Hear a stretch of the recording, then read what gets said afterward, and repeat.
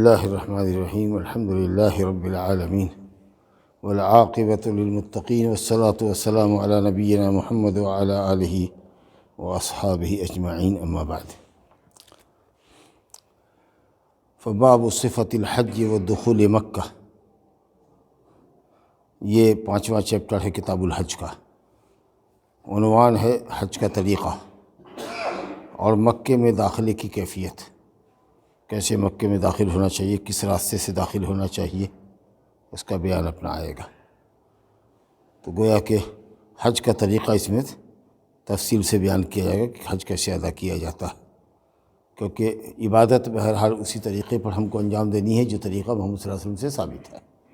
عبادت کی قبولیت کے لیے یا عبادت کی صحت کے لیے پہلے تو یہ سمجھیے صحت، کوئی بھی عبادت صحیح نہیں ہوگی جب تک کہ اس میں دو شرط نہ پائی جائے۔ ایک تو صرف اللہ کی رضا اور خوشنودی ہو، خالص عبادت ہو، ملاوٹ نہ ہو، ریاکاری نہ ہو، نام و نمود نہ ہو، اور دوسرے یہ کہ محمد صلی اللہ علیہ وسلم نے جو طریقہ بتایا ہے اس طریقے کے مطابق ہم حج کریں۔ یہ تمام عبادتوں کے اندر مطلوب ہے۔ اسی لیے وضو کا طریقہ آپ نے پڑھا، تیمم کا طریقہ پڑھا، نماز کا طریقہ پڑھا، روزے کا طریقہ پڑھا، حج کے مسائل پڑھے یا پڑھ رہے ہیں، زکوٰۃ دینے کا طریقہ، کوئی بھی عبادت ہے اس کو اسی طریقے پر بجا لانا ہے جو طریقہ محمد صلی اللہ علیہ وسلم سے ثابت ہے۔ اگر اخلاص نہیں ہے، ریاکاری ہے، نام و نمود ہے تو شرک ہے، اور اگر محمد صلی اللہ علیہ وسلم کے طریقوں کو فالو نہیں کر رہے ہیں، آپ ان کے طریقے سے ہٹ کے کر رہے ہیں تو یہ بدعت ہے، اور نہ شرکیہ عبادت قبول ہے نہ بدعیہ عبادت قبول ہے۔ تو عبادت کے صحت کے لیے اور قبولیت کے لیے یہ دو بنیادی شرط ہے کہ آدمی عبادت صرف اللہ کی رضا اور خوشنودی کے لیے کرے، اور دوسرے کہ محمد صلی اللہ علیہ وسلم کا جو طریقہ ہے اس طریقے کے مطابق کرے۔ تو اس لیے یہاں بھی حج کا طریقہ نبی صلی اللہ علیہ وسلم سے ثابت ہے، بتایا گیا ہے، اور حضرت جابر بن عبداللہ انصاری رضی اللہ عنہ بزرگ صحابی ہیں اور کثرت سے روایت حدیث کرنے والے صحابہ میں سے ایک یہ ہے۔ انہوں نے مدینہ سے نکل کر مدینہ آنے تک پورے سفر کی تفصیلی حکایت ہمارے سامنے نقل کی ہے کہ کب کس تاریخ کو نکلے، کیسے گئے، کیا کچھ کیا، ساری تفصیل لمبی حدیث ہے 2 ورق کی، اور حدیث مسلم شریف کی ہے۔ یہاں مؤلف رحمۃ اللہ علیہ نے مختصر کچھ کیا ہے لیکن اس میں پورا حج کا طریقہ ہے۔ تو یہ بہت انہوں نے اہتمام کیا ہے، ایک ایک چیز کو نوٹ کیا ہے انہوں نے کہ کیسے آپ نکلے، کہاں ٹھہرے، کیا کچھ کیا، کیسے کون سا رکن کیسے ادا کیا، ساری تفصیلات ہیں اس کے اندر۔ لیکن بعض اہل علم نے اس حدیث کے اوپر باقاعدہ کتاب لکھی ہے، پوری اس کی شرح میں ایک کتاب ہی لکھ ڈالی ہے اس حدیث کی شرح، تو بہت اہم حدیث ہے یہ۔ اب دیکھیے مختصر میں کہاں تک ہم آپ کے ساتھ پڑھ پاتے ہیں اور سمجھ پاتے ہیں۔ حضرت جابر بن عبداللہ رضی اللہ عنہ کہتے ہیں کہ رسول اللہ صلی اللہ علیہ وسلم نے حج کیا، یعنی 9 سال تک آپ مدینہ میں ایسے ہی ٹھہرے رہے۔ 9ویں سال حج فرض ہوا تو آپ نے حضرت ابو بکر صدیق کی امارت میں اور ان کی سرداری میں قافلہ حج بھیجا، اور آپ پڑھ چکے ہیں کہ اس سال تک مکے میں مشرکین کا داخلہ جائز تھا اور ننگے طواف کیا کرتے تھے مشرکین، ساری تفصیل بتا چکے ہیں۔ تو آپ نے اس موقع پر اعلان کروایا کہ اعلان کرو کہ مکے میں اس سال کے بعد کوئی مشرک نہیں آئے گا اور کوئی بھی مرد اور عورت ننگا ہو کر طواف نہیں کرے گا، تاکہ ماحول پاکیزہ رہے۔ ہم اگلے سال گویا کہ آپ حج کرنا چاہتے تھے 10 میں، جب سن 10 ہجری ہوا، ہجرت کا 10واں سال تھا، تو آپ نے اعلان کیا لوگوں کے اندر کہ ہم اس سال حج کو جانے والے ہیں۔ تو مسلمانوں کا جموع اور قافلہ جوق در جوق ہر شہر سے مدینہ اکٹھا ہونے لگا، تاکہ نبی صلی اللہ علیہ وسلم کے ساتھ حج کرنے کی سعادت نصیب ہو اور ڈائریکٹ نبی صلی اللہ علیہ وسلم کو حج کو کرتے ہوئے دیکھیں اور آپ کا طریقہ فالو کریں۔ تو اس لیے ہر شخص متمنی تھا کہ آپ کے ساتھ حج کرنے کی سعادت نصیب ہو۔ تو تقریباً اہل علم نے کہا ہے کہ 1 لاکھ صحابہ کرام مدینہ میں جمع ہو گئے، مرد عورت، اور سب نکلے حج کے لیے۔ 25 ذی القعدہ جو قربانی کا مہینہ ہوتا ہے، ذی الحجہ اس سے پہلے جو مہینہ ہوتا ہے ذی القعدہ، تو 24 تاریخ کو 24 ذی القعدہ کو جمعہ کا دن تھا، آپ نے جمعہ کا خطبہ دیا اور اس کے اندر آپ نے حج کا اعلان فرمایا، اور حج کے کچھ بنیادی مسائل، احرام کیسے باندھا جاتا ہے، کیا طریقہ ہے، پھر پوچھا گیا آپ سے کہ احرام میں کیا پہنیں کیا نہ پہنیں، جس کی تفصیل آپ نے سنی ہے وہ سب آپ نے بتایا۔ اور 25 تاریخ سنیچر کا جو دن تھا اس دن آپ ظہر کی نماز پڑھنے کے بعد مدینہ سے نکلے ظہر 4 رکعت پڑھا آپ نے مدینے میں، اور مکے وہاں جا کر ذوالحلیفہ 6 میل کی دوری پر ہے، اس کو ابیار علی آج کل کہتے ہیں، وہ وہاں مدینے والے کی میقات ہے، وہاں سے حج اور عمرہ کرنے والا نیت کر کے آگے بڑھتا ہے مکہ کے لیے۔ وہاں پہنچے عصر کے وقت میں، اور وہیں آپ ٹھہرے، عصر پڑھا، مغرب پڑھا، عشاء پڑھا، فجر پڑھا، اور صبح میں آپ نے گویا کہ احرام میں آنے کے لیے غسل کیا، اور غسل کرنے کے بعد آپ نے 2 چادر سفید پہنی، ایک کمر میں باندھا، ایک گردن پہ رکھا، اور آپ نے وہاں سے نیت کی، سمجھا؟ اور اسی طریقے سے تمام صحابہ کرام آپ کے ساتھ تھے، لوگ آ رہے تھے آگے پیچھے، وہاں اس لیے ٹھہرے تاکہ اس درمیان میں ظہر کے وقت سے لے کے کل کے فجر کے وقت تک جو بھی لوگ ہیں پیچھے، ان کا قافلہ بھی آ جائے، اور وہاں سے آپ نے فجر کے بعد احرام پہنا اور نیت باندھی، نیت کی۔ اب وہاں سے جو لوگ چلے تو اس کی تفصیل ہے کہ 3 طرح کی نیت کرنے والے تھے، کوئی حج عمرہ دونوں کرنے والے تھے جن کے ساتھ قربانی کا جانور ساتھ تھا، کسی نے حج کی نیت کی تھی اور کسی نے صرف عمرے کی نیت کی تھی۔ وہ سب طریقہ حج افراد کا، حج تمتع کا، حج قران کا ہم بتا کر آ چکے ہیں۔ بہرحال بات کو مختصر کرتے ہوئے کہ نبی صلی اللہ علیہ وسلم نے سن 10 ہجرت میں، ہجرت کے 10ویں سال آپ نے حج کا اعلان کیا۔ فخرجنا معه، صحابہ کہتے ہیں کہ ہم لوگ بھی نکلے آپ کے ساتھ، حضرت جابر کہتے ہیں کہ ہم لوگ بھی آپ کے ساتھ حج پہ نکلے، حتیٰ اذا اتینا ذوالحلیفہ، یہاں تک کہ جب ہم ذوالحلیفہ پہنچے۔ اس مقام کا اصل نام ہے ذوالحلیفہ، جس کو آج کل کہتے ہیں ابیار علی۔ اور کس تاریخ کو نکلے وہ بھی آپ کو بتایا کہ 26 ذی القعدہ تھا، دن سنیچر کا تھا، اور اتوار کے دن گویا 27 تاریخ کو آپ وہاں سے نکلے، سمجھا کہ نہیں، اور 4 ذی الحجہ کو مکہ میں آپ پہنچے، سمجھا کہ نہیں، 4 ذی الحجہ کو۔ جب ہم لوگ ذوالحلیفہ پہنچے تو کہتے ہیں کہ اسی درمیان میں یا اسی شب میں ابو بکر صدیق رضی اللہ عنہ کی جو بیوی تھی اسماء بنت امیس، اس کو ولادت ہوئی، وہ بھی حج کے لیے جا رہی تھی۔ اب ان کو بچہ تولد ہو گیا جس کا نام تھا محمد بن ابو بکر، سمجھا؟ تب پوچھا گیا کہ اب یہ تو اس کو تو بچہ تولد ہو گیا ہے، اب اس کا خون جاری رہے گا تو کیسے کیا کریں یہ؟ تو آپ نے کہا کہ وہ کپڑا رکھ کر کے شرمگاہ پر لنگوٹ کس لے، کپڑے سے باندھ لے اس کو، شرمگاہ کو اچھی طریقے سے کپڑا رکھ کے تاکہ خون وغیرہ رسے نہیں، اور غسل کر لے۔ یہ غسل احرام میں آنے کے لیے، اور جس کپڑے میں اس کو احرام باندھنا ہے، اور تو مکمل کپڑے میں رہتی، خالی دستانہ نہیں پہنے گی، پورے کپڑے میں آ جائے اور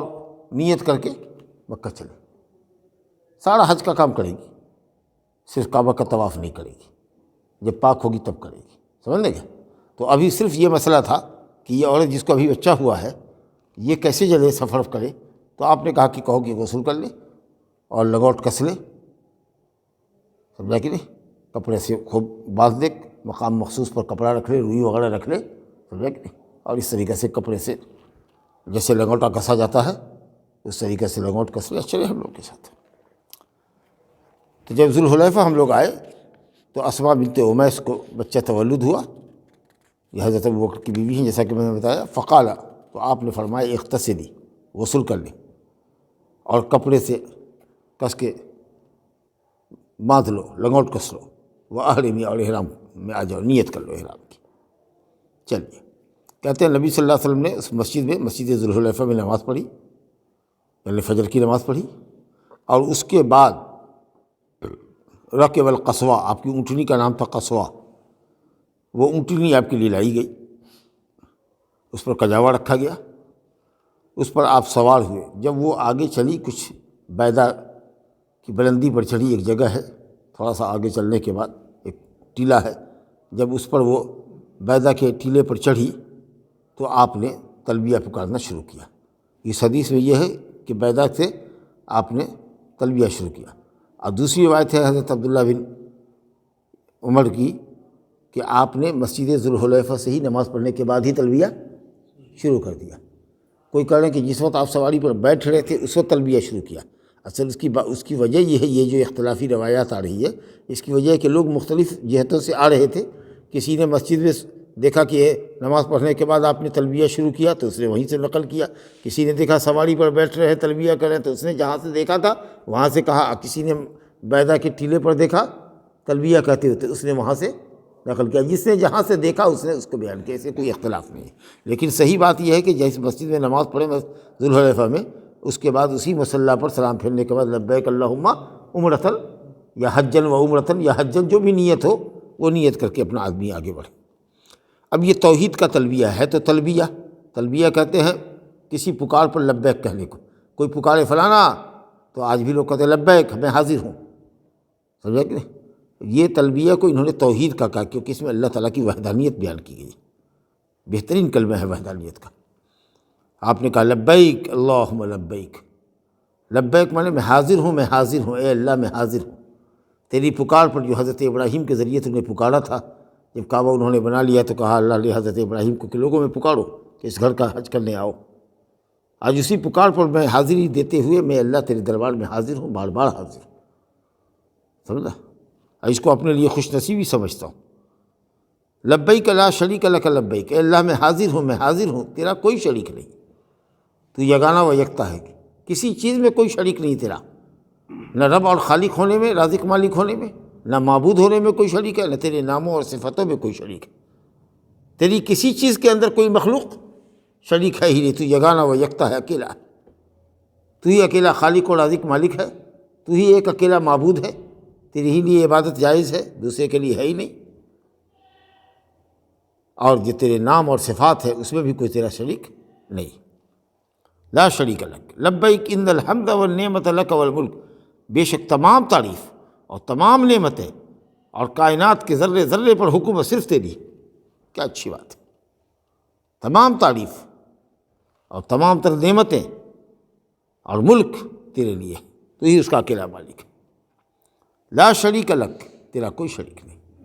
تو دیکھا نا کتنی مرتبہ ہے لا شریک لک، تیرا کوئی شریک نہیں ہے، توحید کا بہترین کلمہ ہے۔ اس کے بعد حتیٰ اذا اتینا البیت، اب سفر کا واقعہ مختصر کیا ہے، 7-8 دن کا سفر تھا اور آپ مکہ پہنچے۔ پھر وہاں جب صبح پہنچے تو پھر آپ نے غسل کیا مکے میں داخلے کے لیے، اور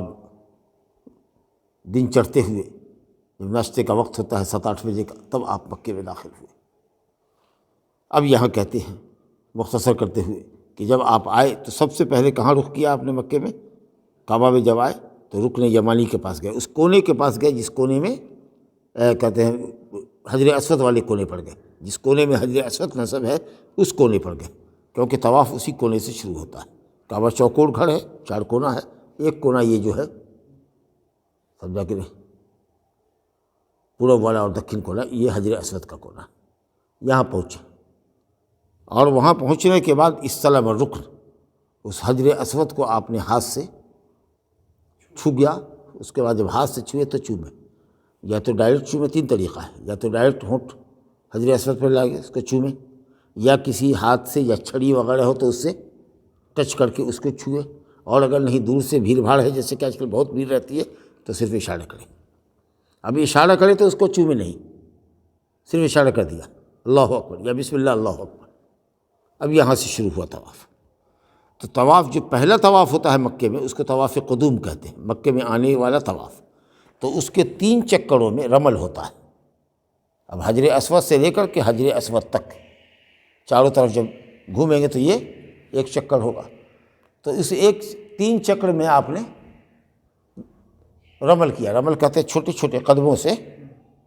تیز چلنے کو، دلکی والی جو چال ہوتی ہے پہلوانوں کی، اکڑ والی چال، وہ چال، چھوٹے چھوٹے قدموں سے تیز چلنا، دلکی والی چال، پہلوانوں والی چال، یہ آپ چلے 3 چکروں میں۔ اصل میں یہ اس کی وجہ یہ ہوئی کہ سن 6 ہجری میں جب آپ مدینہ سے عمرہ کرنے کے لیے آئے اور مکے والوں نے بیرن آپ کو واپس کر دیا، کہا کہ 7ویں ہجری میں آئیے، بغیر پرمیشن کے آپ آ گئے۔ 7ویں ہجری میں جب آپ گئے تو اتفاق سے دن کے وقت میں طواف کرنے کا موقع ملا۔ ایگریمنٹ تھا کہ 3 ہی دن ٹھہریں گے مکے میں، تو دن کی گرمی میں، سخت گرمی میں جب آپ طواف کر رہے تھے تو مکے والوں نے کہا کہ مدینہ کی آب و ہوا نے ان لوگوں کو کمزور کر دیا ہے، وہاں کی گرمی یا بخار وہاں کا بہت مشہور تھا، چلو مکے کی گرمی میں یہ طواف کر رہے ہیں، ایسے ہی بے موت مریں گے۔ تو نبی صلی اللہ علیہ وسلم کو جب یہ بات معلوم ہوئی وحی کے ذریعے، تو آپ نے کہا کہ اکڑ والی چال چلو، پہلوانوں والی چال، تاکہ ان کو لگے کہ ہم کمزور نہیں ہیں، سمجھا کہ نہیں؟ تو جس کونے میں وہ لوگ بیٹھے ہوئے تھے ادھر صحابہ کرام دوڑتے تھے، اور حجر اسود اور اس سے پہلے ایک کونا ہے رکن یمانی، اس دو کونے کے درمیان میں آپ کہتے تھے کہ ذرا سا آہستہ آہستہ چلو، دم لے لو، اب پھر یہاں سے آؤ تو سمجھا کہ نہیں، پورب طرف اور ادھر اتر کونے میں اور پچھم کونے میں، سمجھا، یہ پہلوانی والا چلو، یہ ساتوں چکر میں آپ نے چلوایا ان کو، اور یہ دو کونا جو ہے رکن یمانی اور حجر اسود، اس کے بیچ میں آپ کہتے تھے کہ دم لے کر کے چلو تاکہ دم واپس آ جائے، تاکہ تھکو نہیں۔ بہرحال یہ تو اس زمانے میں ہو گیا مشرکین کو دکھانے کے لیے۔ سنہ 8 ہجری میں مکہ فتح ہو گیا، 9 ہجری میں حضرت ابوبکر آئے، 10 ہجری میں آپ خود تشریف لائے ہیں، تو اس کو باقی رکھنے کے لیے آپ نے اب فرمایا کہ 3 چکر میں، چونکہ یہ بھیڑ میں چھوٹی چھوٹی قدموں سے دوڑنا چلنا مشکل عمل ہے، اس لیے 7 چکر میں سے صرف 3 چکر کے اندر یہ چال رہے گی، اور وہ یہ مستحب ہے، واجب اور فرض نہیں ہے، سمجھا کہ، اور 4 چکر میں اصلی چال جیسے ہوتی ہے آدمی کی چلنے کی ویسے چلتے ہیں۔ اگر چھوٹ جائے 3 چکر میں تو پھر یہ نہیں کہ چوتھے 5ویں 6ٹھے چکر میں اس کی قضا کریں گے، اور ٹائم اس کا ختم ہو گیا۔ ترتیب اس کی ہے کہ پہلے 3 چکر میں چل رہا ہے، مان لیجیے کہ یاد نہیں رہا، دوسرے چکر میں یاد آیا تو تیسرے میں کر لیجیے، بس تیسرے میں یاد آیا تو تیسرے میں کر لیجیے، لیکن یہ نہیں کہ اگر پہلے دوسرے تیسرے میں نہیں کیا تو چوتھے 5ویں 6ٹھے میں اس کی قضا کریں، ایسا نہیں۔ اچھا، یہ تو ایک چیز ہے، اور دوسری بات جو یہاں انہوں نے بیان نہیں کیا ہے وہ یہ ہے کہ داہنا موڈھا آپ نے کھول لیا، تو چادر کندھے پر تھی نا، وہ داہنے طرف کی چادر کو بغل کے نیچے سے لے کر کے دونوں پلو بائیں طرف رکھ دیا، یہ داہنا موڈھا کھلا رہا آپ کا، اور اسی 3 چکر میں آپ نے یہاں سے شروع کیا، اور 4 چکر میں آپ کی چال رہی، لیکن یہ موڈھا آپ کا 7 چکر میں کھلا رہا۔ 3 چکر میں آپ نے رمل کیا، اور 4 چکر میں آپ اپنی اصلی حیت پر چلے۔ جب 7 طواف کا چکر مکمل ہوا پھر تو کرنا کیا ہے، موڈھے کو ڈھک لینا، اور موڈھے کو ڈھکنے کے بعد آپ گئے مقام ابراہیم پر۔ کعبۃ اللہ کے سامنے ایک پتھر ہے جو اس کو آج کل شیشے میں بند کر دیا گیا ہے، اس پر حضرت ابراہیم علیہ السلام کے دونوں قدموں کے نشان ہیں، بغیر جوتا پہنے ہوئے دونوں قدموں کا نشان، ایک دم لگتا تھا کہ جیسے کہ ابھی کسی نے پاؤں ڈالا ہے، اور جیسے گیلی مٹی پر پاؤں کا نشان پورا اکھڑ جاتا ہے ویسے اکھڑ گیا تھا، لیکن لوگوں نے ایک زمانے تک کھلا رہا، چھوتے چھوتے چھوتے اس کو مٹا دیا، بہت کم ہے، ابھی بھی ہے لیکن اب ویسی کیفیت نہیں ہے۔ پھر حکومت نے اس کو، سعودی حکومت نے شیشے میں بند کر دیا ہے، لوگ اس کو چھوتے تھے، چومتے تھے، تو یہ سب بدعت کا کام کرنے لگے تھے، اسے اس کو شیشے میں پیک کر دیا ہے۔ اسی مقام ابراہیم کے پاس آپ آئے، اور اس کے پیچھے آپ نے یہ آیت پڑھتے ہوئے وَاتَّخِذُوا مِن مقام ابراہیم مصلی، مقام ابراہیم کو جائے نماز بناؤ، جہاں اس پتھر کو جہاں حضرت ابراہیم کھڑے ہوئے تھے، گویا اس کے پیچھے نبی صلی اللہ علیہ وسلم نے 2 رکعت نماز پڑھی، اور حدیث میں آیا کہ ہلکی 2 رکعت نماز پڑھی، کیونکہ وہ جگہ سب لوگوں کے لیے ہے، اور لوگ فوج در فوج نکلتے ہیں ایک جتھے کے ساتھ طواف سے فارغ ہوئے، اور سب چاہتا ہے کہ مقام ابراہیم پر پڑھنا افضل ہے، تو وہاں آ کر کے آپ نے 2 رکعت نماز سنت طواف کی پڑھی، سورہ فاتحہ پڑھا، اور پہلی رکعت میں قل یا ایھا الکافرون، اور دوسری میں قل ھو اللہ احد پڑھا۔ نہ اس سے پہلے کوئی دعا ہے وہاں پر، نہ بعد میں ہاتھ اٹھا کے لمبی دعا مانگ رہے ہیں، یہ سب کچھ نہیں ہے، تاکہ جگہ کو آپ جلدی خالی کیجئے کہ دوسرا آدمی آئے اور وہ نماز پڑھے۔ اس کے بعد جب 2 رکعت آپ نے نماز پڑھ لی، طواف آپ کا مکمل، سمجھ میں کیا ہے؟ یہ طواف قدوم تھا، جس میں 2 کام مستحب ہے، کہ پہلے تو ہے کہ موڈھا کھول لیتا ہے نا 7 چکر کے لیے، اور دوسرا کام یہ کہ پہلے 3 چکر میں چھوٹے چھوٹے قدموں سے دلکی والی چال، تیز چال، پہلوانوں کی چال، اکڑ والی چال چلنی ہے، اور 4 چکر میں اپنی اصلی چال پہ چلنا۔ طواف کی کوئی دعا نہیں ہے، جو دعا چاہے آپ کریں، ذکر و تسبیح پڑھیں، اور اللہ تعالیٰ سے جو بھی دنیا آخرت کی بھلائی کی دعا مانگنا چاہے آپ مانگیں۔ جب 7 چکر آپ کا مکمل ہو جائے، اور ہر چکر میں حجر اسود کے پاس آئیے تو بسم اللہ اللہ اکبر چومنا ہے، یا چھو کے چومنا ہے، یا پھر اشارہ ہی کر کے گزرنا ہے۔ جب اشارہ کریں گے تو چومیں گے نہیں، بہت سے لوگوں کو دیکھیے گا کہ دور سے یہ اشارہ کر رہا ہے، چوم رہا ہے، بار بار چوما پھینک رہا ہے، فلائنگ کس پھینک رہا ہے، بالکل غلط، سمجھا کہ نہیں؟ ایسا نہیں چلے گا۔ اس کے بعد پھر جب 2 رکعت نماز پڑھ لیا آپ نے، تو پھر لوٹے، اور لوٹے تو حجر اسود کو چھوا اور اس کو چومتے ہوئے پھر آپ نکل گئے۔ اس کا مطلب یہ ہوا کہ اگر یہ ممکن نہ ہو چھونا،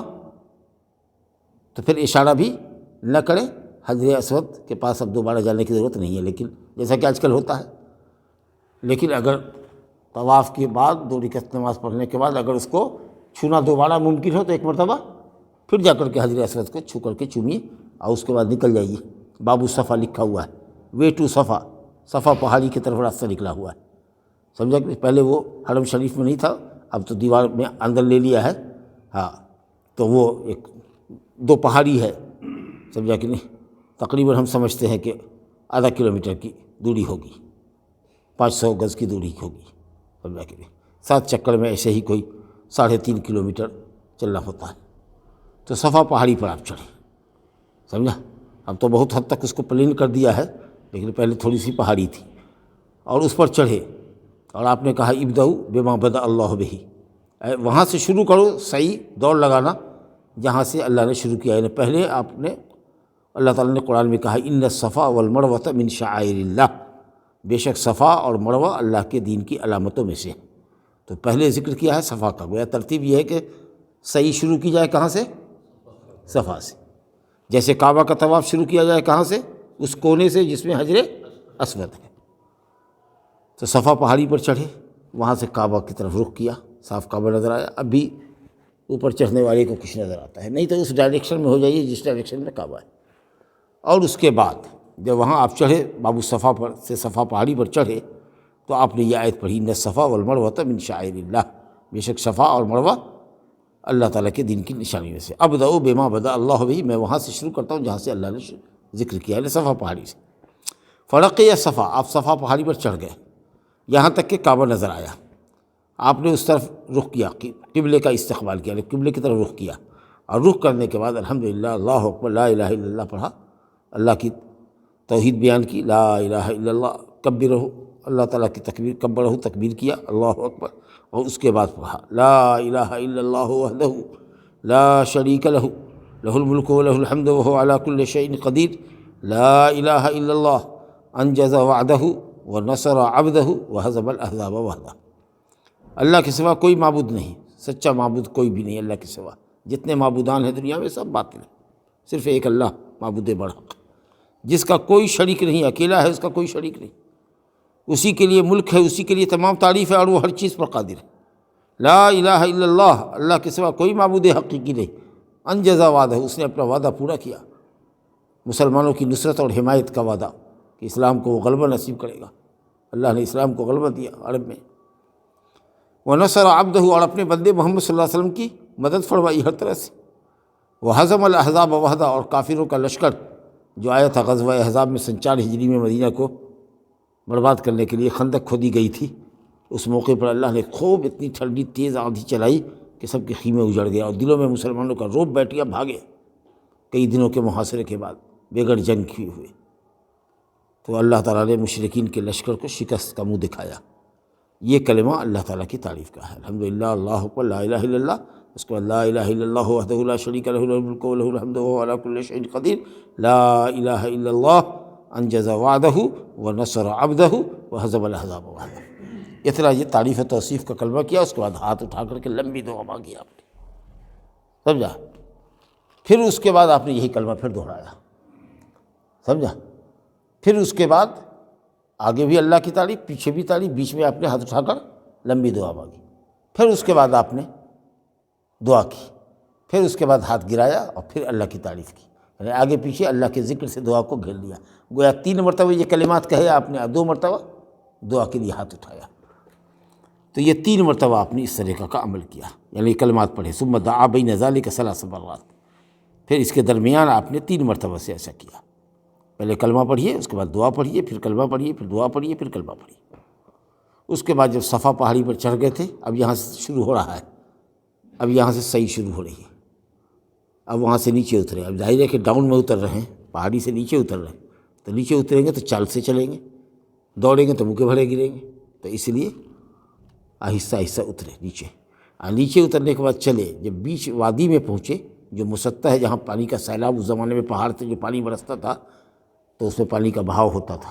تو اب تو ماشاءاللہ 2 ہرے نشان سے اس کو گھر دیا گیا، ہری بتی جلتی رہتی ہے، نیچے اوپر دیوار پر سب پہ ہرا نشان ہے، اس میں نبی صلی اللہ علیہ وسلم نے تیز دوڑ لگائی، در حقیقت وہ اسماعیل کی سنت ہے، حضرت حاجرہ علیہ السلام کی، جو پانی کی تلاش میں صفا مروہ کے درمیان چکر لگایا تھا انہوں نے، تو اس میں دوڑے، اور دوڑنے کے بعد پھر اب وہاں سے چڑھائی شروع ہوتی ہے مڑوا کے لیے، تو اب پھر چل کے مڑوا پر گئے۔ اب پھر مڑوا کی طرف سے وہ کعبہ نظر آتا تھا، لیکن اب دیوار چونکہ بہت اونچی کر دی گئی ہے اور تعمیر ہو گئی ہے، لیکن اب دکھائی نہیں پڑتا، ایک ڈائریکشن ہے کہ اس طرف قبلہ ہے۔ سب لوگ وہاں کھڑے ہوتے ہیں، اور پھر اسی طریقے سے جیسا کہ صفا پہاڑی پر اللہ کی تکبیر تحمید تحلیل کے کلمات کہے تھے اور دعا کیا تھا 3 مرتبہ، اس طریقے سے وہاں بھی مڑوا پر کیا۔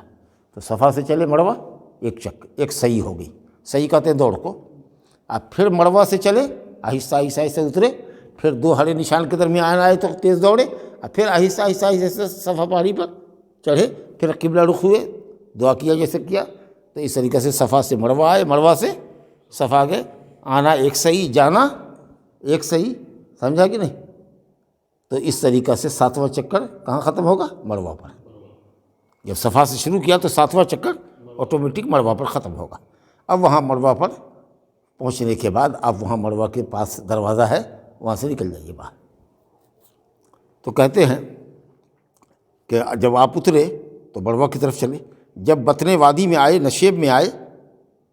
مسطح زمین میں آئے تو آپ نے دوڑ لگائی، اور پھر جب مڑوا پہاڑ آنے لگا تو چڑھ کر کے مڑوا پر گئے، اور پھر مڑوے پر وہی کام کیا جو آپ نے صفا پر کیا تھا، جس کی تفصیل ہم نے بتائی آپ کو۔ اس طریقے سے جب صفا مڑوا کی سعی ہو گئی تو اب یہاں پر حدیث مختصر کر دیا ہے، وہاں آپ نے صلی اللہ علیہ وسلم نے فرمایا کہ جس کے پاس ہدی کا جانور نہیں ہے قربانی کا، وہ بال چھوٹا کرا کر کے حلال ہو جائے، لیکن میں اپنے ساتھ ہدی کا جانور لے کر آیا ہوں، اس لیے میں حلال نہیں ہوں گا جب تک کہ یہ جانور ذبح نہ کر دوں، تو میں احرام میں رہوں گا، تم سب لوگ مکمل حلال ہو جاؤ، جس کی تفصیل ہم پڑھ چکے ہیں۔ صحابہ میں بڑی تشویش پائی جاتی تھی، لیکن آپ نے کہا کہ جو بات مجھے اب معلوم ہوئی ہے، اگر پہلے سے معلوم ہوتی تو میں بھی ہدی کا جانور نہ لاتا، میں بھی عمرہ ہی کرنے کی نیت سے آتا اور یہی کرتا جو میں تم کو حکم دے رہا ہوں۔ بالآخر صحابہ نے بال کٹا کر کے احرام کھول دیا، 4 دن وہ رہے، حلال ہو کر کے رہے۔ کیا رسول حلال ہونے کا کیا کہا؟ تمام ہر طرح کا حلال ہو رہا، اگر کسی کی بیوی ہے تو وہ بیوی سے ملاقات بھی کر سکتا ہے۔ خیر، وہاں سے سب قافلہ ہو گیا، آپ کو رکتے کہاں؟ تو مکے سے باہر 1 میل کے فاصلے پر آپ جا کر کے ٹھہرے 4 روز، اس بیچ میں آپ آئے نہیں کعبہ، تاکہ بھیڑ بھاڑ نہ ہو۔ جب 8 تاریخ ہوئی تو اب 8 تاریخ سے حج کا آپریشن شروع ہوتا ہے، سمجھا؟ نہایا دھویا، جو لوگ احرام میں تھے وہ تو تھے ہی، اور جو عمرہ کر کے حلال ہو گئے تھے انہوں نے 8 تاریخ کو 10 بجے 11 بجے دن میں غسل کیا، پھر احرام کی چادر پہنی اور لبیک اللہم حجن، حج کی نیت سے اے اللہ میں حاضر ہوں تلبیہ پڑھتے پڑھتے مکے سے یوم الترویہ 8 تاریخ کا کہاں چلے گئے؟ مینا، سمجھ لیں گے؟ تو اب یہاں کہہ رہے ہیں کہ فلما کان یوم الترویہ، جب ترویہ کا دن ہوا، اونٹ کو سیراب کر دیتے ہیں، پلا دیتے ہیں، مشکیزہ میں پانی بھر لیتے ہیں تاکہ 8 9 10 11 12 13 5 6 دن کے لیے پانی ہمارے پاس رہے، سمجھا؟ اونٹوں کو پانی پلا دیا، پانی اسٹور کر کے لے گئے مینا وغیرہ کے اندر اپنا۔ تو یوم الترویہ ہے، 9 تاریخ کو یوم عرفہ کہتے ہیں، 10 تاریخ کو یوم النحر کہتے ہیں، 11 تاریخ کو مینا میں ٹھہرتے ہیں تو یوم القر کہتے ہیں، 12 تاریخ کو یوم النفر الاول کہتے ہیں، 12 تاریخ کو پہلا دن ہے جس میں لوگ مینا چھوڑ دیتے ہیں، اور 13 تاریخ کو یوم النفر الثانی کہتے ہیں، مکمل نکلنے کا دن۔ تو اس طرح سے 5 دن کے 5 الگ الگ نام ہیں۔ تو 8 تاریخ کو آپ گئے، ظہر کی نماز آپ نے پڑھی کہاں؟ مینا میں۔ اتنا پہلے چلے 8 تاریخ کو حج کے ارادے سے کہ آپ ظہر کے وقت مینا میں پہنچ گئے، وہاں ظہر، عصر، مغرب، عشاء، فجر سب نماز کو اپنے اپنے وقت پہ پڑھا، لیکن جو 4 رکعت والی نماز تھی اس کو آپ نے قصر پڑھا، 2 رکعت، یعنی ظہر بھی 2 رکعت پڑھا، پھر عصر کو اپنے وقت پر 2 رکعت پڑھا، مغرب اپنے وقت پر 3 کا 3 ہی ہے، اور عشاء پھر 2 رکعت پڑھا، پھر فجر کی نماز بھی سنت اور فرض پڑھ کر کے 2 رکعت پڑھا۔ اب کیا تاریخ ہو گئی؟ 9 تاریخ ہو گئی۔ چلیے، دماغ حاضر ہے ماشاءاللہ۔ کہتے ہیں کہ 8 تاریخ کو یوم الترویہ کو مینا گئے، نبی صلی اللہ علیہ وسلم سوار ہو کر کے گئے، اور وہاں جا کر ظہر، عصر، مغرب، عشاء، فجر پڑھا۔ 9 تاریخ ہو گئی، کچھ دیر ٹھہرے فجر کے بعد، یہاں تک کہ سورج نکل گیا۔ جب سورج نکل گیا تب آپ نے تمام وادیوں کو پار کرتے ہوئے کاٹتے ہوئے پہنچ گئے عرفات۔ مینا کی وادی پار کیا، اس کے بعد مزدلفہ پار کیا، اس کے بعد پہنچے کہاں؟ عرفات۔ اس آپ سے قبل جو قریش کے لوگ تھے، جس قبیلے کے آپ ہیں بنو ہاشم کی، تو قریش کا قبیلہ حج میں عرفات نہیں جاتا تھا، کیونکہ میدان عرفہ جو ہے وہ حدود حرم کے باہر ہے۔ مزدلفہ تک حدود حرم ہے، تو مزدلفہ میں ٹھہرتے تھے، کہتے تھے ہم لوگ اہل حرم ہیں، ہم حرم کے باہر نہیں جائیں گے، ہل میں نہیں جائیں گے، مقامی ہل میں نہیں جائیں گے، ہم حرم ہی کی حد میں رہیں گے۔ لیکن نبی صلی اللہ علیہ وسلم نے قریش کی اس طریقۂ کار کی مخالفت کرتے ہوئے آپ سب وادیوں کو پار کرتے ہوئے کہاں پہنچے؟ عرفات میں۔ یہ سب سے لمبی دوری ہے، مینا سے عرفات سب سے لمبی دوری ہے، مکہ سے مینا یا مینا سے مزدلفہ یا خود عرفات سے جو مزدلفہ لوٹتے ہیں، یہ سب دوری کم ہے، سب سے لمبی دوری مینا سے عرفات ہے، مینا سے عرفات ہے، یہ سب سے لمبی دوری ہے۔ تو صبح سورج نکلنے کے بعد آپ نکلے، اور نکلنے کے بعد ایسے ہی اندازہ رہا ہوگا کہ 10 بجے 10:30 بجے کے قریب آپ مان لیجیے، ایک اندازہ بتا رہے ہیں، پہنچ گئے آپ وہاں۔ اور وہاں پہنچنے کے بعد آپ کا خیمہ پہلے سے لگا دیا گیا تھا۔ وادی عرفہ، ایک وادی کہتے ہیں میدان کو، لمبا چوڑا میدان ہے، اور پہاڑ کے نیچے جو کچھ ہوتا ہے میدان، اسی کو وادی کہتے ہیں، ویلی کہتے ہیں، سمجھا نا؟ بہت لمبی چوڑی وادی ہے۔ اس سے پہلے ایک اور میدان ہے، سمجھا کہ وادی اردنا، تو وادی اردنا میں آپ کا خیمہ لگایا گیا تھا۔ اس میں آپ تھوڑا آرام کیا، آپ نے آرام کرنے کے بعد جب سورج ڈھل گیا، ظہر کا وقت آ گیا، تو آپ نے کہا کہ میری اونٹنی لاؤ۔ اونٹنی لائی گئی، اس پر کجاوا رکھا گیا، آپ اس پر سوار ہوئے، اور سوار ہونے کے بعد آپ نے خطبہ دیا، عرفات کا خطبہ، بڑا بلیغ خطبہ دیا، جس میں دین کے بنیادی امور کا آپ نے ذکر کیا، جاہلیت کے رسم و رواج کو آپ نے قدموں کے نیچے روتا، کسی کا خون کی جاہلیت میں کسی کے اوپر باقی تھا، انتقام کے جذبے ابھی تک دل میں سلوک رہے تھے، اس کو آپ نے کہا کہ ختم کرو۔ میرے قبیلے کا بھی ایک بچہ ناحق مارا گیا تھا، میرا بھی خون باقی ہے اس قبیلے کے اوپر، لیکن میں بھی معاف کرتا ہوں۔ جاہلیت میں جو سودی کاروبار تم لوگوں کا تھا، جس پر پیسہ باقی ہے سودی، سب معاف کرو۔ میرے چچا کا جو تھا فلاں قبیلے کے اوپر سودی پیسہ، وہ میں اپنے چچا کی طرف سے معافی کا اعلان کرتا ہوں۔ کسی کو کسی پر، عرب کو عجم پر فضیلت نہیں ہے، کالے کو گورے پر فضیلت نہیں ہے، مگر تقویٰ طہارت کی وجہ سے عورتوں کے حقوق بیان کیے، اور اس موقع پر بڑی جامع نصیحت کی کہ 2 چیزیں تم میں چھوڑ کے جا رہا ہوں، قرآن اور سنت حدیث، اگر اس کو مضبوطی سے پکڑے رہو گے ان کو دونوں کو، تو کبھی گمراہ نہ ہوگے۔ بہت جامع خطبہ دیا آپ نے، خطبہ عرفہ۔ کہتے ہیں کہ وہاں آپ آئے، آپ کی اونٹنی لائی گئی، کجاوا اس پر، فروحلت لہو، کجاوا اس پر ڈالا گیا، بیچوں بیچ وادی میں آئے، وادی اردنا کے اندر، نمیرا کے اندر، اور وہاں آپ نے لوگوں کو خطبہ دیا۔ وادی نمرہ ہے جس کو اردنا کہتے ہیں، اور اس کے بعد کی جو وادی ہے وہ وادی عرفات ہے۔ اسی وہاں پر بورڈ لگا رہتا ہے، حاجی صاحب آگے بڑھیے، آگے بڑھیے، آگے بڑھیے، ابھی آپ اردنا میں ہیں، آگے بڑھیے عرفات۔ اب وہاں سے لکھتا ہے کہ یہاں سے عرفات شروع ہو رہا ہے، ایسا ہے۔ صاحب دنیا کی مختلف زبانوں میں یہ بات لکھی ہوتی ہے تیر کا نشان، کہ وادی عرفہ آگے ہے، آگے ہے، آگے ہے۔ خیر آپ نے خطبہ دیا، لمبا خطبہ دیا، ایک خطبہ دیا آپ نے، ایک خطبہ۔ اور خطبے کے بعد پھر آپ نے حکم دیا، اذان ہوئی، اذان دی گئی، پھر اقامت ہوئی، ظہر کی نماز آپ نے 2 رکعت پڑھائی، پھر لگے ہی اقامت ہوئی، عصر کی نماز پڑھائی، دونوں نماز ظہر عصر اکٹھے ہوئی۔ خطبہ ایک ہی ہوگا، یہ نہیں کہ اب خیمے میں ہے تو ہر مولوی اپنے اپنے خیمے میں خطبہ دے رہا ہے، ایسا نہیں چلے گا، سمجھا کہ نہیں؟ وہیں اب دور ہے، خیمہ بند ہے، تو وہیں پر امامت اپنی ہو جائے، لیکن خطبہ امام کا ہی سنیے۔ آج کل تو لاؤڈ اسپیکر کا زمانہ ہے، لگتا ہے کہ جیسے کہ ہمارے خیمے میں تقریر ہو رہی ہے، کان میں پوری آواز خطیب کی آتی ہے۔ تو خطبہ آپ نے دیا، اذان ہوئی، اقامت ہوئی، ظہر کی نماز پڑھی 2 رکعت، پھر اس کے ساتھ ہی عصر کی نماز بھی آپ نے 2 رکعت نماز پڑھ لی، تاکہ جو ابھی اکٹھے ہیں لوگ اس سب کی نماز ہو جائے۔ پھر جب منتشر ہو جائیں گے تو اکٹھا ہونا مشکل ہوگا۔ اب پھر یہ ہے کہ ظہر عصر دونوں نماز سے فارغ ہو جائیں گے تو ان کے لیے ذکر و اذکار کرنا، دعا کرنا مغرب تک آسان رہے گا،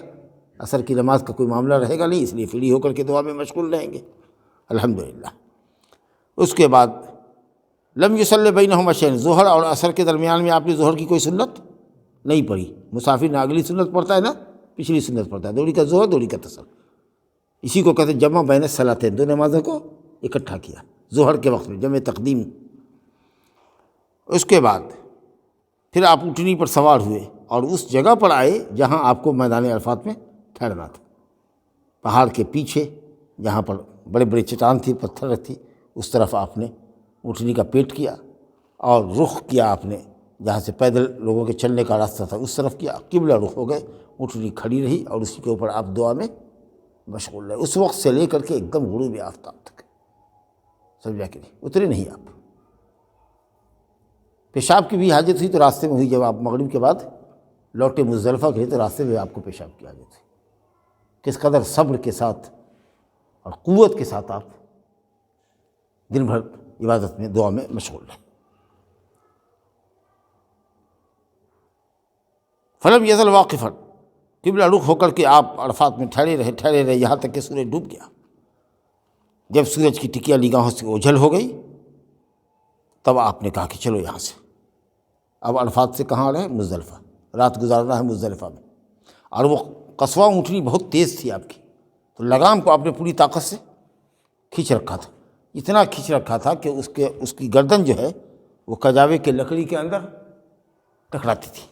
اس قدر اس کو کھینچ کے رکھا تھا کہ کہیں وہ اپنے چال میں نہ چلے گی جھومتی ہوئی تو لوگوں کو رونت دے گی۔ اور لوگ بھاگ دوڑ کر رہے تھے، تو لوگ آپ نے کہا کہ لوگوں بھاگ دوڑ کرنا یہ نیکی نہیں ہے، اطمینان سے چلو، اطمینان سے چلو، کوئی کسی کو دھکا مکی نہ کرے، کوئی کسی کو روندے نہیں، آرام سے چلو، آرام سے چلو۔ اور آپ نے بالکل پکڑ رکھا تھا قصواں اونٹنی کے لگام کو پوری طاقت سے، اور جب دیکھتے کہ راستہ کھلا ہوا ہے تو تھوڑا سا لگام کو ڈھیلا کرتے رسی کو تاکہ تھوڑا سا تیز چلے، پھر جب دیکھتے کہ بھیڑ ہے تو سخت ٹانتے کھینچتے، اس کو چڑھائی پر ہوتا تو ذرا ڈھیلا کرتے تاکہ چڑھ سکے وہ، پھر جب چڑھائی سے ڈھلوان میں اترتی نیچے تو پھر آپ اس کو بریک لگا دیتے۔ اس طریقے سے جو رفتار ہوتی ہے آپ ایسے چلتے ہوئے لوگوں کو کہتے ہوئے لوگوں سکون و اطمینان کے سے چلو یہاں تک کہ آپ پہنچے، کہاں پہنچے؟ مزدلفہ۔ داہنے ہاتھ سے آپ کہہ رہے ہیں لوگوں سکون و اطمینان کے ساتھ۔ جب کبھی کھلی ہوئی جگہ آتی، ریتیلا علاقہ آتا تو آپ ذرا سا لگام کو ڈھیلی کر دیتے، پہاڑ آتا اونچی جگہ پر تو چڑھنے میں بھی اس کو آسانی ہوتی، یہاں تک کہ اسی طریقے سے نشیب و فراز سے اترتے چڑھتے آپ مزدلفہ آ گئے۔ وقت ہو چکا تھا عشاء کا۔ اب جب آپ وہاں پہنچے تو آپ نے وہاں مغرب کی نماز پڑھی، اذان دی گئی، مغرب کی نماز 3 رکعت پڑھی، آپ پھر اقامت کہی گئی، عشاء کی نماز 2 رکعت پڑھی۔ یہ جمع تاخیر ہوا، یعنی مغرب کو تاخیر کیا، مؤخر کیا عشاء کے وقت، راستے میں کوئی نماز آپ نے نہیں پڑھی۔ بے اذان واحد و اقامتین، ایک اذان ہوئی 2 اقامت سے، دونوں کے درمیان کوئی نفل نہیں پڑھی۔ پھر اس کے بعد آپ لیٹ گئے یہاں تک کہ فجر صادق طلوع ہوا۔ اس رات میں آپ نے تہجد وغیرہ نہیں پڑھا کیونکہ دن بھر تھکے ماندے تھے، اور پھر اگلا دن بھر مشغولیت کا تھا، اس سے پوری رات آپ نے آرام کیا۔ اور جیسے ہی صبح صادق ہوئی فوراً ہی صبح صادق کے بعد اذان ہوئی، 2 رکعت سنت پڑھی، اس کے بعد نماز باجماعت ہوئی، اور اس کے بعد آپ مشعر حرام مزدلفہ کو کہتے ہیں، کسی نے کہا مشعر حرام نام کا ایک پہاڑ ہے اس پر آپ چڑھے اور قبلہ رخ ہو کر کے آپ پھر دعا میں مشغول ہو گئے اندھیرے میں، یہاں تک کہ جب بالکل راستہ صاف دکھنے لگا تو سورج کے نکلنے سے پہلے، مکہ والے سورج نکلنے کے بعد چلتے تھے، آپ سورج نکلنے سے پہلے جب راستہ بالکل دکھنے لگا تو آپ وہاں سے مزدلفہ سے چلے، کہاں جانا ہے؟ منی، جہاں سے چلے تھے پھر عرفات ہو کے ہوئے مزدلفہ رات گزارا ہے، پھر منی آنا ہے۔ اب منی میں 2 راستہ جاتا ہے، سمجھا کہ نہیں؟ ایک شمال میں ہے، ایک جنوب کے اندر ہے، ایک بیچ والا راستہ ہے۔ تو آپ نے جب مزدلفہ سے کچھ فرمایا تو بیچ والا راستہ اختیار کیا، جو آپ کو اسی بڑے جمرے پر، جمرہ کبریٰ جس کو کہتے ہیں، جس کو عام زبان میں بڑا شیطان کہتے ہیں، بالکل آخر میں ہے۔ پہلے ایک پیلر ملتا ہے جمرہ، پھر اس کے بعد دوسرا جمرہ ملتا ہے، سب کو پار کرتے ہوئے آخری جمرے کے پاس آ گئے۔ وہاں پر ایک درخت تھا، اس درخت کے پاس، وہ جمرہ جو درخت کے پاس ہے، جمرہ عقبہ اس کو کہتے ہیں، جمرہ کبریٰ کہتے ہیں۔ اس کے ایک طرف پہاڑ تھا اونچا، اور اس میں یہ گویا کہ پلر تھا، اور نیچے نشیب تھا، ڈاؤن ایسا تھا۔ تو آپ اوپر سے نہیں آئے بلکہ نیچے سے آئے، نشیب کی طرف سے آئے۔ یہ منی داہنے طرف ہے آپ کے، اور بائیں طرف آپ کے مکہ ہے، اور یہ سامنے آپ کے جمرہ ہے۔ تو 7 کنکریاں راستے سے آپ نے لے لی تھی مزدلفہ سے، وہ کنکری آپ کی چلیں، اور کہہ لیجیے بلٹ کی جو گولی ہوتی ہے اس کے درمیان کی تھی، چنیا بادام جس کو کہتے ہیں اس طرح کی تھی، سمجھا کہ یا کابلی چنا جو ہوتا ہے اس طرح کا، سمجھا کہ جو دو انگلیوں کے درمیان آسانی سے پکڑا جائے، بہت بڑا پتھر نہیں، ایک دم چھوٹا نہیں، جیسے لال چنا کالا چنا جو ہم لوگ کے یہاں ہوتا ہے وہ نہیں، اس سے بڑا، سمجھا کہ نہیں، کابلی چنا ہو یا مونگ پھلی کا ایک دانہ ہو اس کے برابر لیا آپ نے، اور پھر یہاں سے کہ مینا داہنے ہے اور کعبہ بائیں ہے اور سامنے ہے، ادھر پہاڑی ہے، ادھر نشیب ہے، تو نشیب سے ڈاؤن والے علاقے سے آپ نے اللہ اکبر کر کے 7 کنکری اس دائرے کے اندر آپ نے ڈالی۔ اب یہاں سے تلبیہ آپ کا ختم ہو گیا، اب 13 تاریخ تک اللہ اکبر اللہ اکبر لا الہ الا اللہ اللہ اکبر اللہ اکبر لا الہ الا اللہ چل گیا۔ کہتے ہیں کہ یہاں آپ نے بیچ کا راستہ پکڑا اور بیچ کے راستے سے آپ اونٹنی پر سوار ہوئے، مشعر حرام پر آئے، قبلہ رخ کیا، دعا کیا، تکبیر کی، تحلیل کی اور دعا میں مشغول رہے، یہاں تک کہ بہت اچھے طریقے سے جب راستہ صاف ہو گیا تو مزدلفہ سے چلے قبل اس کے کہ سورج نکلے، یہاں تک کہ وادی محصر میں آئے۔ ایک وادی پڑتی ہے مینا اور مزدلفہ کے درمیان، اس سے ذرا آپ نے تیز چلے،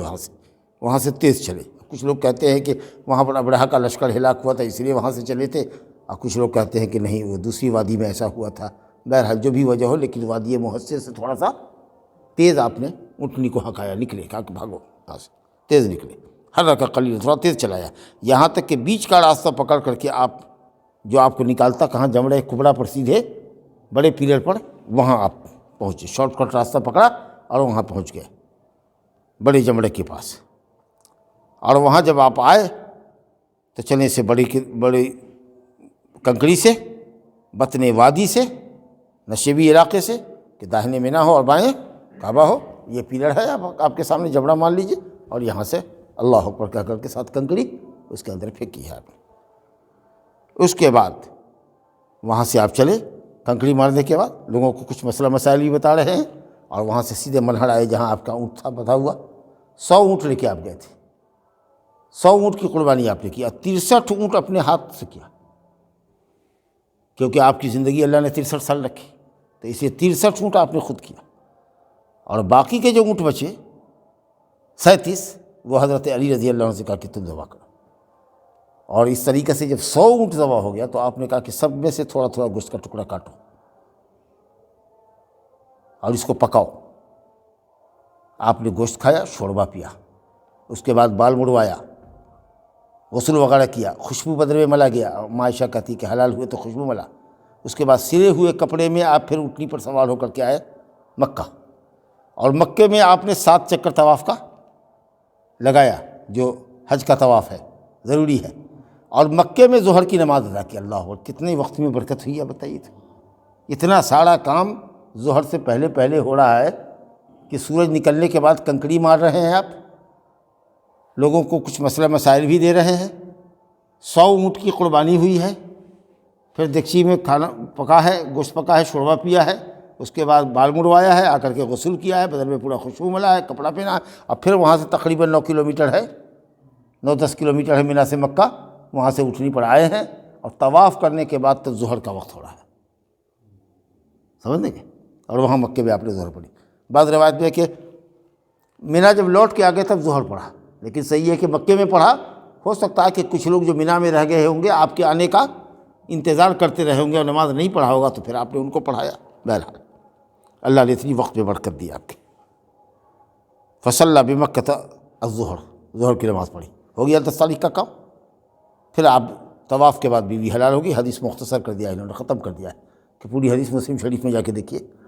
اب یہاں سے کیا کیا، 11 کو، 12 کو اور 13 کو، 3 دن آپ ٹھہرے۔ سورج ڈھل جانے کے بعد تینوں جمرات کو اب کنکری لگانا ہے۔ 7 یا 21 کنکری لے کے جاتے تھے، 7 کنکری جمرہ اولیٰ میں، 7 کنکری جمرہ وسطیٰ میں، اور 7 کنکری جمرہ کبریٰ میں، سمجھا۔ جمرہ اولیٰ کو 7 کنکری لگانے کے بعد بائیں طرف جاتے، قبلہ رخ ہو کر کے لمبی دعا مانگتے، پھر دوسرے جمرے کو کنکری مارتے، پھر بائیں طرف جاتے جہاں بھیڑ نہیں ہوتی، قبلہ رخ ہوتے، لمبی دعا کرتے، اور تیسرے بڑے پیلر کو کنکری لگانے کے بعد وہاں رکتے نہیں، چلے جاتے۔ تو یہ 11، 12، 13 میں آپ نے کنکری لگائی سورج ڈھلنے کے بعد، اور پھر 13 کو مکہ آ گئے، وادی محصب میں آئے، اور 13 کا دن گزر گیا۔ رات میں آپ نے عشاء کے بعد لوگوں سے کہا کہ جاتے جاؤ، اب کعبہ کا طواف وداعی جو ہوتا ہے، الوداعی طواف، وہ تم لوگ جاؤ جھنڈ بنا کر کے اپنا طواف کر کے آؤ۔ سب آدمی فجر کے وقت تک یہاں اس وادی محصب میں پہنچے رہو، فجر کی نماز پڑھیں گے، آپ بغیر کسی کا انتظار کیے ہوئے مدینے کی راہ پر لگیں گے 14 تاریخ کو آپ 4 کو پہنچے تھے اور 14 تاریخ کو آپ صبح میں پھر وہاں سے مکہ سے مدینہ کے لیے لوٹے۔ یہ پورا حج کا آنکھوں دیکھا واقعہ حضرت جابر نے بتایا ہے۔ کچھ تو یہاں مختصر کر دیا گیا ہے، لیکن کچھ باتیں آپ کے سامنے تفصیل سے بیان کر دی گئی۔ اللہ رب العالمین ہم سب لوگوں کو نبی صلی اللہ علیہ وسلم کی سنت کے مطابق اللہ تعالیٰ کی عبادت بجا لانے کی، خواہ وہ حج ہو یا کوئی بھی عبادت ہو، نبی صلی اللہ علیہ وسلم نے سے جو طریقہ ثابت ہے اس طریقے کے مطابق حج کرنے کی اللہ تعالیٰ توفیق عطا فرمائے اور عبادت کو انجام دینے کی توفیق عطا فرمائے۔ انہ تعالیٰ سمیع مجیب۔ صلی اللہ علیہ وسلم محمد و آلہ و صحبہ اجمعین۔